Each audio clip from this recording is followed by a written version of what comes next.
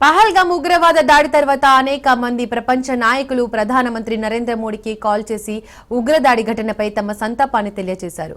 ఉగ్రవాద చర్యను తీవ్రంగా ఖండించారు. తీవ్రవాదాన్ని అంతమొందించడంలో భారత్కు మద్దతుగా నిలుస్తామని ఫ్రాన్స్, జపాన్, ఇటలీ, ఇజ్రాయెల్ సహా మరికొన్ని దేశాలు బహిరంగ ప్రకటన చేశారు.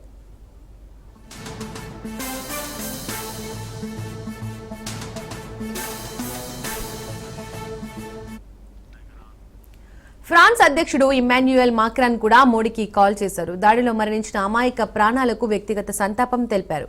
భారత ప్రజలకు మాక్రాన్ మద్దతు తెలిపారు. ఉగ్రవాదంపై పోరాడటానికి మద్దతుగా నిలుస్తామన్నారు. ఈ రకమైన అనాగరిక చర్య పూర్తిగా ఆమోదయోగ్యం కాదన్నారు.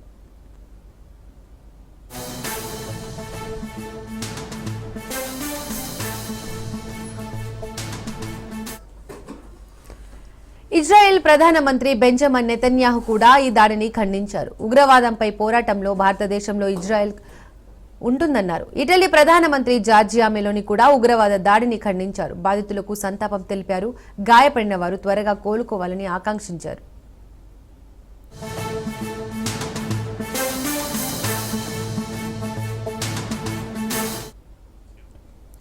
జోర్డాన్ రాజు Abdullah, Japan PM Shigeru Ishiba ఉగ్రవాద దాడిని తీవ్రంగా ఖండించారు. పెహల్గామ్ ఘటనను భయంకరమైన ఉగ్రవాద దాడిగా అభివర్ణించారు. ఉగ్రవాదానికి ఎటువంటి సమర్థన ఉండదని నొక్కి చెప్పారు. జపాన్ ఉగ్రవాదాన్ని తీవ్రంగా ఖండిస్తుందన్నారు. ఆ దేశ ప్రధానమంత్రి షిగేరు ఇషిబా ఉగ్రవాదాన్ని ఎట్టి పరిస్థితుల్లోనూ సమర్థించలేమన్నారు. తీవ్రవాదాన్ని అంతమొందించేందుకు జపాన్ అన్ని రకాలుగా మద్దతుగా ఉంటుందన్నారు.